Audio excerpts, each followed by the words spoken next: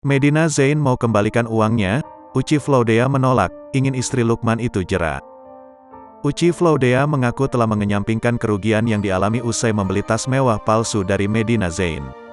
Kerugian tersebut ditafsir senilai 1,3 miliar rupiah. Bahkan Uci mengklaim pihak Medina Zain telah mengajukan jalur damai dengan mengembalikan sebagian uang tersebut. Diketahui, saat ini Uci Floudea tengah menjalani sidang di Polrestabes Surabaya terkait dugaan penipuan atas laporan Uci Floudea.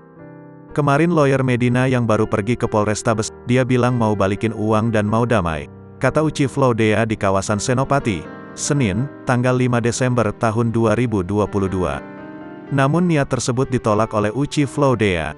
Sebab sebelumnya Uci juga telah memberikan jalur damai tersebut kepada pihak Medina. Tidak hanya itu, Uci menanggap nama baiknya kini telah dicemari oleh Medina Zain dengan menghina dirinya di media sosial. Dari awal juga saya maunya itu, balikin uang saya dan nama baik saya.